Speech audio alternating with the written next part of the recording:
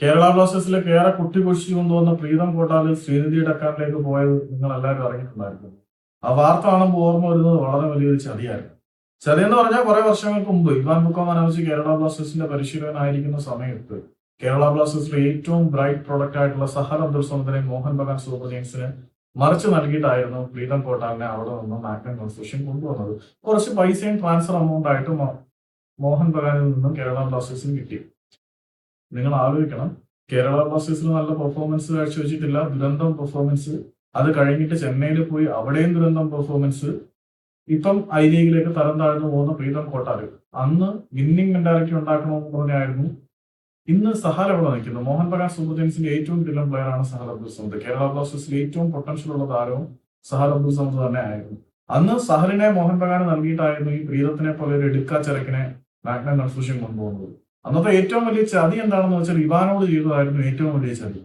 അന്ന് സഹലിനെ മോഹൻ ബഗാനിലേക്ക് വിട്ടതിന് മാഗ്നം കൺസോർഷ്യത്തിന്റെ പിയാവോക്ക് എങ്ങനെയാണ് പോയതെന്ന് നിങ്ങൾക്കറിയാം. ഇവാന്റെ സ്പെഷ്യൽ ഇൻട്രസ്റ്റ് പ്രകാരമാണ് സഹലിനെ ഒഴിവാക്കി പ്രീതത്തിനെ ഇങ്ങോട്ട് കൊണ്ടുവന്നത്. അതും ഇവാന്റെ തലയിൽ വെച്ചു.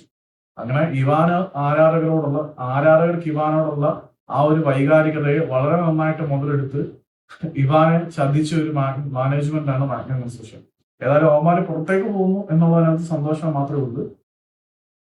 One last time magnum out എന്നൊക്കെ പറയാം. അവന്മാര് പുറത്തേക്ക് പോയി, അതിനകത്ത് സന്തോഷം മാത്രമേ ഉള്ളൂ. പക്ഷെ ഇത്തരത്തിലുള്ള ഒരുപാട് ചതികൾ ഇപ്പം പ്രീതം ശ്രീനിധിയിലേക്ക് പോകുമ്പോൾ നമുക്ക് ഓർമ്മ വരുന്നത് കേരള ബ്ലാസ്റ്റേഴ്സിലെ ഏറ്റവും മികച്ച താരമായിരുന്ന സഹലിനെ അങ്ങോട്ട് കൊടുത്തിട്ട് ഇങ്ങോട്ട് കുറച്ച് പൈസയും പ്രീതവും വാങ്ങിച്ച് ആരാധകരുടെ കണ്ണിന് പൊടിയിട്ട് അതിന്റെ പഴി ഇവാന്റെ തലയിൽ വെച്ച് കെട്ടിക്കൊടുക്കുന്ന പരിപാടി. ഒരുപാട് പഴികൾ ഇവാന്റെ തലയിൽ വെച്ച് കെട്ടിക്കൊടുത്തു.